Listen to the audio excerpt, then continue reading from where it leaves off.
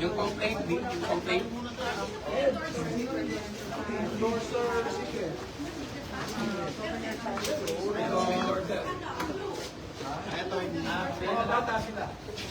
Ngayon ang complaint ko. Mga complainants po. Opo. We have former congressmen as complainants also. Tatlong ko. Kaso po. Bob, kasama ko kayo sa complainant? Oo. Siyempre. Alright, andito na kami sa loob ng Secretary General's Office ng House of Representatives. Sana tanggapin ang aming complaint dahil required siya ng rules ng House of Representatives na tanggapin ang complaint for impeachment laban sa Presidente ng Pilipinas. Yeah, buddy. Kasama ang mga bigating politiko ng ating bansa, si Chavit, dating Congressman na Mr. Paras, Attorney Ferdy Topacio, General Garcia, one of the lead counsels, Attorney Manny Luna, one of the complainants, Kathy. It's dangerous.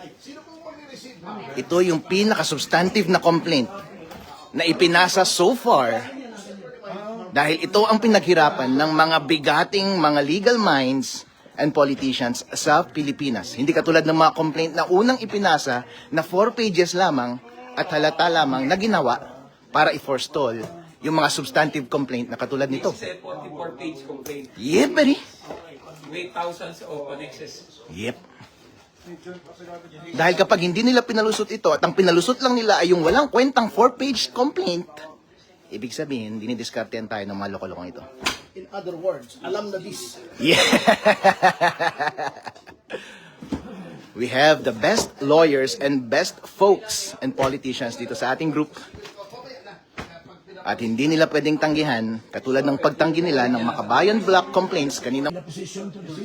But in the case of impeachment of former COMELEC Chairman Bautista, whom we impeached, it was the deputy Yes. who received our impeachment The next in line, complaint the in next in line. 2017. Yes, the next in line. There is already a precedence in the House. I would have to say Please check the records. I am not arguing, sir. Okay. I am not arguing. Thank you. I am not even raising my voice, sir. Yeah. Thank you. I am just manifesting. Okay. I am not authorized to receive the document.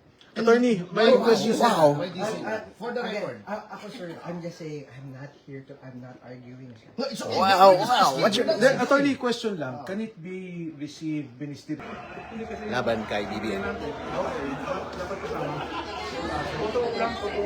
Sa may table na lang, sir. Sa may table. Sa may table. Dito, sa may table. May table na lang.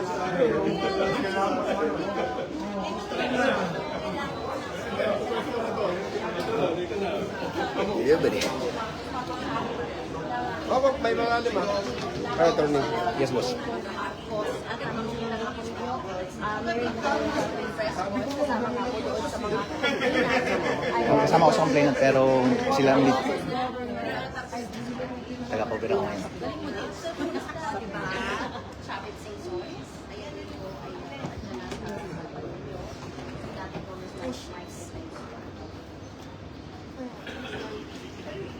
Governor Chavit, ano yung masasabi mo sa nangyari kanina sa loob? Magkakasama tayo doon. Ano masasabi natin sa 5K followers natin? Na live. Hindi ko maintindihan nangyari sa loob. Basta ako, bagong dating lang, galing ako sa Ilocos Norte, position ni President Marcos. Walang matino na project, puro ghost project, at puro siya nagsabi, maya kayo, puro palpak at guni-guni. Tama siya, sa Ilocos Norte. Wala akong makita, kagaling ko lang doon. Puro palpak at ghost project. Nasa Ilocos Norte, wala akong probinsya niya. Distrito ni Sandro, saka si Barba. Wala akong makita, kagaling ko lang doon. So, let's go. Ito po ay yung maliwanag na naluloko na tayo. Yun ang maliwanag na maliwanag. Hindi natin mag-physical. Siya nagsabi, palpak. Siya nagsabi, he built 5,000 or 5,500 flood control project. Wala. Mag-isang pulisa. Maliwanag ang Yung luggage na lang sa luggage. Dokumentado lahat. Laging. Picture. O yung una mo, tinanggal, ipinayad, tapos anong nangyari? So, Sino unang nagsasalita muna? Wait lang sir, wait lang po. Guys. so kaninang umaga, Eh, mga mic lang sir, wait lang sir. Mic, defensor. Mic. Kalipat, yan. Mike, pa-explain din ng ribbon. Impeach. lokohan niya Atty. Tupac.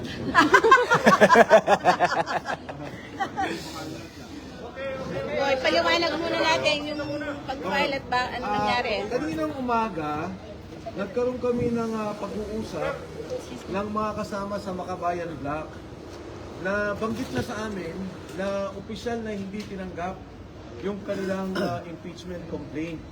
Kaya kami may prepared statement na kami tungkol dito sa ginawa dahil na-anticipate na namin na talaga magkakaproblema sa mismo pag-file namin. At katulad nga na nangyari, at na-anticipate namin, gano'n nga. So if I will be allowed to read the statement, to be clear, distribute na lang siguro. The refusal of the Office of the Secretary General of the House of Representatives to accept the impeachment complaint is a clear violation of both the rules of the House and the 1987 Philippine Constitution. Under the Constitution, the House of Representatives has the sole power to initiate impeachment proceedings. The rules of the House explicitly provide a ministerial duty for the Office of the Secretary General to receive and record impeachment complaints that are duly filed. There is no discretion given to the Secretary General to reject, screen, delay, or block such filings. By refusing to accept the complaint, the office effectively usurps the constitutional authority of the House itself and denies the Filipino people their only lawful mechanism to raise grievances against a sitting president. If I may repeat that, by refusing, it denies the Filipino people their only lawful mechanism to raise grievances against a sitting president. Impeachment is not a political favor. It is a constitutional right. It is the only formal process through which citizens, through their representatives, can seek accountability from the highest official of the land. To block this process is not merely procedural error. It is a constitutional violation, an obstruction of a lawful remedy, and a direct assault on the people's right to petition government for redress of grievances. The House of Representatives exists to serve the people, not to shield those in power from scrutiny. The rules are clear. The Constitution is clear. The duty is clear. And no office has the authority to silence the people's voice. Maraming salamat po at magandang hapon sa inyong lahat. If I may distribute this. Sir, question. Dadagdag ko lang. Yung impeachment complaint is actually a people's complaint. Yun lang. So, hindi kailangan pigilan ang reklamo ng taong bayan. It's a people's complaint. It's a constitutional process na nasa constitution natin na pinoprovide para sa ating lahat.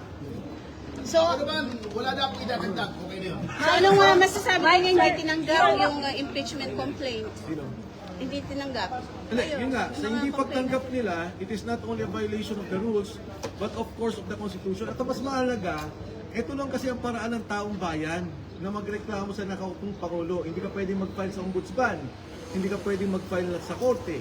Sa ginawa nilang to, pero tinatanggal nila yung karapatan ng taong bayan na magkaroon ng maayos, legal na pagreklamo doon sa nakikitang problema sa nakaupong presidente. Mike, ginawa nyo rin ba yung ginawa ng Makabayan kanina na nag-iwan kayo ng kopya ng complaint sa Office of the SecGen? Hindi. Nag-iwan kami. Wait. Ako naman. Nag-iwan kami, pero hindi nila tinanggap. We attempted, and we have recorded every possible conversation we had with... So as a copy of your complaint is not inside the office of the SecGen? Hindi nila tinanggap. We will be discussing this at another time. Ang tingin namin, ang dapat natin pag-usapan ngayon, yung mismong, kasi yung sa maraming pagkakataon sa Korte Suprema, may decision na about impeachment complaints. In fact, the recent decision was on the Vice President. At mabigat itong hindi pagtanggap, hindi namin maintindihan. Kasi hindi naman si Secretary General Cheloy ang sinasabi ng Saligang Batas. Ang sinasabi ng Saligang Batas, yung opisina. Dapat i-receive nila yun. Sir, but very briefly, betrayal of public trust po ba ito? Paglabag sa konstitusyon? Marami. Pero concentrate sa hindi pagtanggap, please. Sino po complainant? Sir, ibabaw mo yan. Parang kakanta eh. Sino yung ano? Parang kakanta. Wait lang. Kasi ako pause eh. Our impeachment complaint encompasses almost all the ground except for treason and bribery, I guess. But culpable violation of the Constitution, betrayal of public trust, graft and corruption, high crimes. These are all embodied in our complaint against Marcos Jr. Ano yung complainant, sir? Ano yung offenses, sir? Offenses. Ano yung offenses? Sa ngayon, we will call for a press conference tomorrow. Press con kami para i-discuss yung details. Pero sa ngayon, yun ang statement namin. Ang hindi Endorser lang, pagtanggap- sir. Endorser. Pati yung endorser. Kasi may endorser kami nandito. Pero siyempre, tatlo. Siyempre, nung nakita namin, nung na-inform kami na Makabayan Black, and may mga kasama tayo sa Committee on Rules, dun sa nangyari, medyo nagulat na kami. In fact, nakita nyo naman, mali-mali tayong dala namin. Pero kung ganito yung mangyari, napakapangit naman, hindi maganda. Sigurado kami, yung first impeachment complaint is a scam complaint. At yung Makabayan Black, genuine complaint yun, sinusuportahan din namin yun. Yung complaint namin is a genuine complaint, full of evidences, dapat tinanggap ng Congress. Sir, sorry, bakit tayo bang i-divulge yung complainant? Ayaw ni Jing ako mag-conclude. Pero pag-isipan pa namin. Pero as of now, dapat it should have been accepted, period. Sir, for the records, ilan at... No, they're not. No, they're not. Sir, ilan ang complainants at sino-sino? For the record. Ang mga Can I complainants. read the complainants? Yes. Oh, yes. Okay. Lipat lang muna. Wait lang. Dito ka na. Dito na sa pahingin na lang isa. Sa gitna na lang siya, Tony. Sa gitna. Attorney na lang pala lumipat. Para ano? High crime. Graft and corruption. The complainant in this case entitled in the matter of the impeachment of Ferdinand R. Marcos Jr., President of the Republic of the Philippines, Manuelito de los Reyes Luna, yours truly, Jacinto V. Paras, Ferdinand S. Topacio, Michael T. Defensor, Harold Respicio, Mary Catherine Diaz Binag, and Virgilio R. Garcia. Is it fair to call you supporters of the Vice President? Is it fair to call supporters of the Vice President? We are not supporters of the President. Of the Vice President. Of the Vice President. We are not supporters of the President, but we respect the office of the Vice President because he's the elected official of the land, second highest official of the land. We are citizens of the Philippines and we are exercising our constitutional duty to file this impeachment to question the betrayal of public trust, culpable violation of the Constitution, and graft and corruption and other high crimes of the incumbent President of the Republic of the Philippines, President Ferdinand R. Marcos Jr. Pero is it right to say na kayo po ay pro-Duterte group na nag-file? Irrelevant yun eh. Because this is not ano. Sasaluhin kita, kuya. Saan ka? Pro-Philippines? Pro-people? I'm just... Yeah, that's why I'm asking the same question. I'm asking. Bukas na may Can I just answer that? This This is a people's complaint. This is a people's complaint. Wala. This is a complaint of the people of the Republic of the Philippines. Sir, bakit? Excuse us. Sorry. Tomorrow we will have a Meaning of the ribbon. yung ribbon, Sorry, please. Topacio. Sir Ribbon! The ribbon. Topacio. impeach Impeach. Impeach. Actually po, this is the same color of ribbon that we wore during... Hindi ko Salamat na, sir. Nakaupo na yun. Hindi makikita yung impeach yung mic kasi, sir. Okay, go ahead. Actually, this is the same color of ribbon that we wore during the successful impeachment of then COMELEC Chairman Andres Bautista Jr. Impeach to eh. Impeach. Yun lang. Sir, bakit bawal pa i-reveal kung sino yung endorsers, sir? Bakit bawal pa i-reveal kung sino yung endorsers? Ayaw ba nila until received, syempre.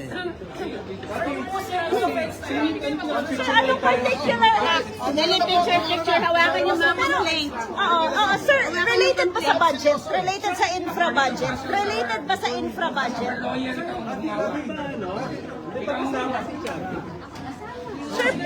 Sir, pwede bang sa complainants nila? We would also like to thank Manong Chavit Singson for the moral support. Moral support lang? Complainant also. Hindi, syempre, moral support din. Complainant ba si Gov? Go, complainant si Go. Wala kasi siya, sir, dun sa listahan. Nandyan. Dun sa, ano. Mare, Sir, wala siya sa Governor is part of the listahan. impeachment of the complainant. Attorney Respicio. Pwede ba kayo? Alright. Sir, is the complaint related to the infra budget? All the budget. The entire budget. All the violations. 2023. Hindi, para lang, overview lang.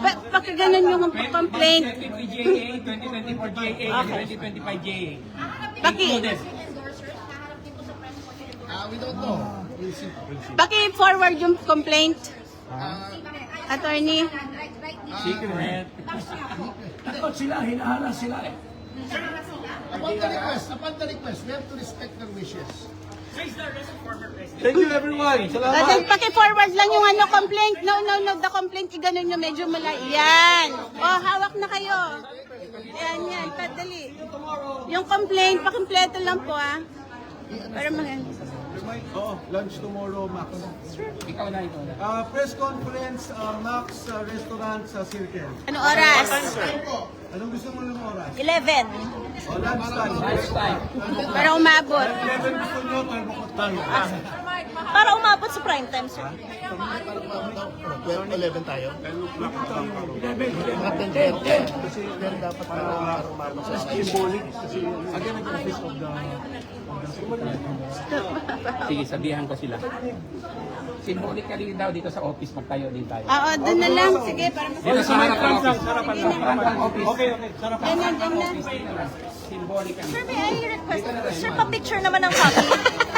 Attorney, pa-picture naman ng Doon na. Sa yung ground. Doon na.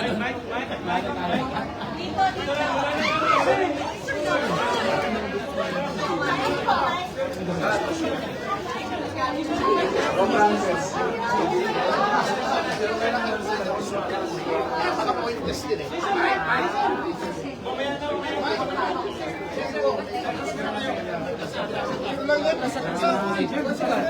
Yan. Kati!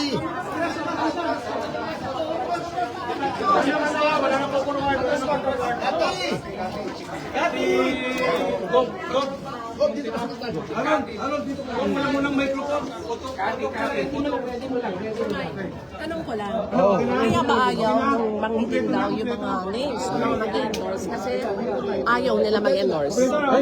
Chef, dito lang ha. Ba't ayaw kong banggitin yung tatlo? Si attorney hindi makita. Consent ako. Napakasama nito. Okay, ready. One, two. Slogan? Huwag mo ng microphone. Wala ba slogan? Slogan. People's impeachment. Ayan, sige, go. We are here for the people's impeachment People's impeachment. of Marcos. Parang puro paus na kasama ko, no? Ulit, sabay. This is a people's impeachment against Take three. Okay. 1, 2, 3. This is a people's impeachment complaint against incumbent President Ferdinand R. Marcos Jr. for culpable violation of the Constitution, betrayal of public trust, graft and corruption, and other high crimes. Salamat po. Okay.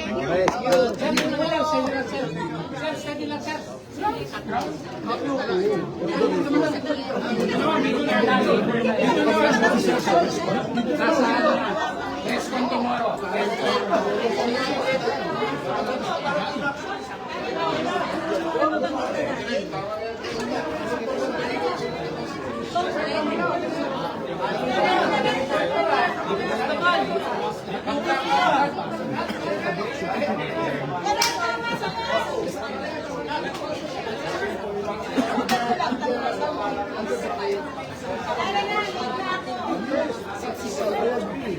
I agree. Kasi nung nag-usap kami ng Kabayan Black, sabi ko sa kanila, sabi ko, magpa-file kami, gusto niyo bang mag-endorse?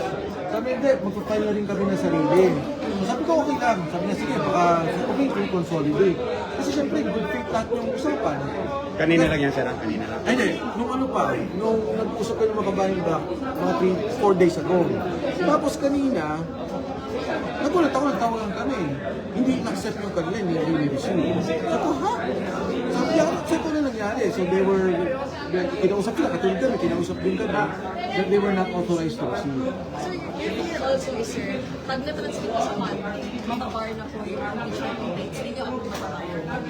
Yes, kasi, alam mo, technically, pagka nag-receive dito, at hindi na-transmit kagad yun, at dun sa hapon naman, they are able to put it in plenary and refer to the Committee on Justice. Under the Constitution, impeachment na yun. That is Initiated na. initiated ng impeachment. And sir, yung kayo po ba yung sabi kanina na substantially hindi po yung complaint, yung first complaint, at wala po kayong kinalaman at all with lawyer Andre De Jesus? Nakita ko lang yung mga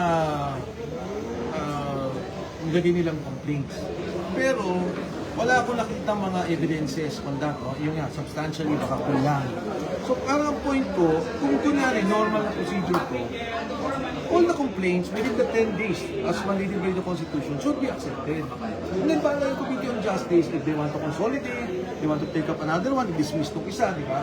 But usually, like every other bill, if the bills are all about one subject, we consolidate it and we try to enhance the provisions. Ganun dapat ang gagawin. Kung talagang sincerong proseso yung ang gagawin natin. Sir, anong dahilan bakit yung tatlo na supposedly endorser ninyo parang natatakot? Hindi naman sila natatakot. Sinabi lang ni Jing Paras yung kanina na, of course, lahat na mag-endorse matatakot naman.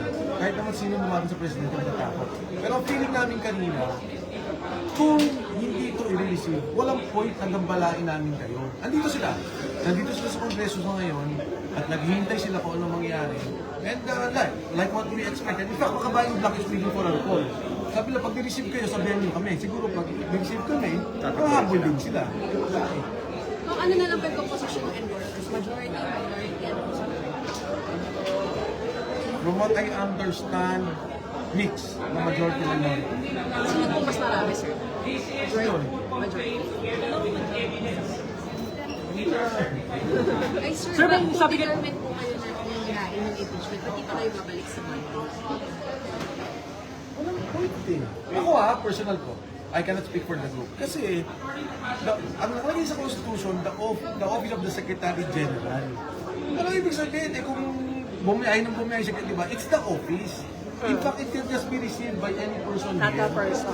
By any person, and then i-refer na agad kay Speaker. Ang sabi naman sa Constitution, under the Constitution, Speaker within 10 days, dapat ibato niya sa plenaryo.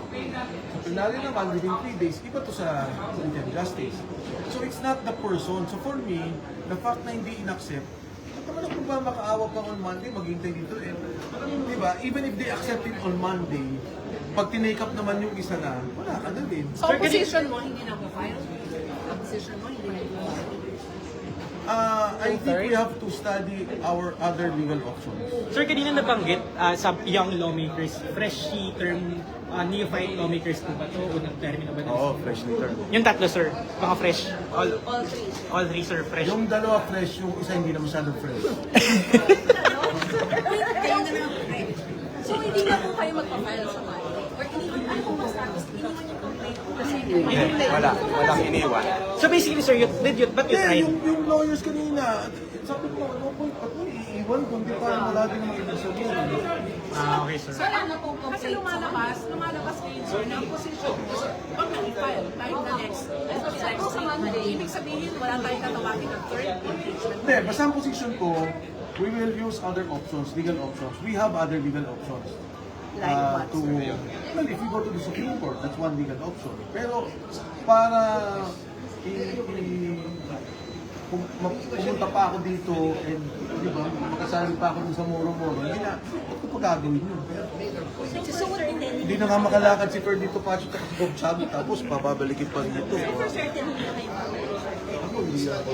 At tingnan niyo si Ferdito Pacho, nakaroon niyo. Kayo sir, pero Ang layo namin, pinanggalingan namin, oh. Pero sir, marami kayo doon sa group eh. Pero yan, isa ka lang.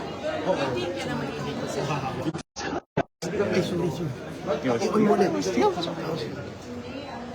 Supreme Court. Ay, nila maniwala na napilay ka na nga na nahirapan ka maglakad.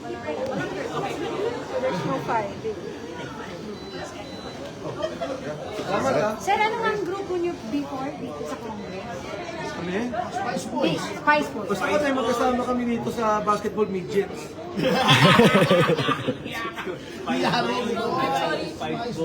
last clarification po. Kasi Pero for the safer record, siya yung associate pinakamukhang natin bata sa yung dating Spice Boys.